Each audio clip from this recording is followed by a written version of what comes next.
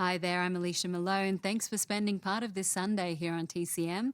Now, director Robert Ellis Miller was a busy man in 1968. In July of that year, his drama The Heart is a Lonely Hunter, which we just showed, premiered in New York. And just 5 months earlier, he had another film released in theatres, and that is the movie we have coming up for you next. It's also a drama and a bit of a tearjerker called Sweet November.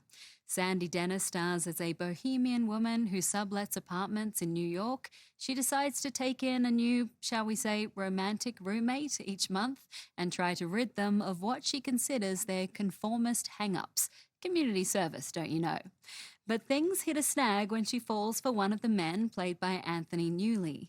Newley's name may not be one American audiences are familiar with, but the former child actor was a very popular entertainer in his native Britain. And you will certainly be familiar with some of his music. He was a composer, singer, and stage and film director responsible for the hit Broadway show Stop the World, I Want to Get Off. He also wrote a number of popular songs for both radio and film. There's Feeling Good, which Nina Simone first made famous and has been covered by the likes of Sammy Davis Jr., Michael Bublé, and John Legend. Newley also co-wrote the music and the songs for the 1971 film Willy Wonka and the Chocolate Factory, along with Leslie Bricusse, including Pure Imagination and The Candyman, the latter being another song covered by Sammy Davis Jr. Newley and Bricusse co-wrote the lyrics for the theme of the 1964 James Bond film Goldfinger, and the pair are also responsible for our movie's title song, which Newley himself sings.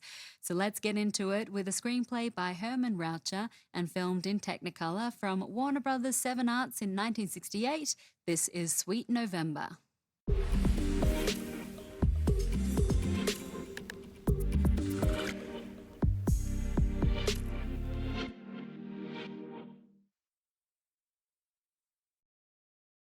That was Sandy Dennis playing Sarah in Sweet November. She was among a new brand of unconventional and quirky leading ladies that were starting to appear more and more in films of the 1960s and 70s. And it very much suited the bohemian style and attitude of her character here. Sandy Dennis was at the height of her fame when she made our film. She'd already won 2 Tony Awards, and in consecutive years no less, for Featured Actress in the stage production of 1,000 Clowns in 1963 and Best Actress in 1964's Any Wednesday. The stage was Dennis's first love, and she returned to it throughout her career. She'd also won an Academy Award for Best Supporting Actress just the year before our film was released for the 1966 drama Who's Afraid of Virginia Woolf, starring Elizabeth Taylor and Richard Burton, where she played George Segal's neurotic wife, and her career continued steadily until her death in 1992.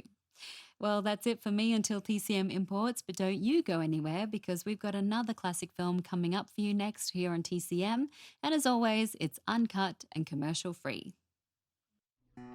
Next on TCM, Rain Man, then Avalon, and later, A Woman of Paris. TCM is fluent in silence tonight.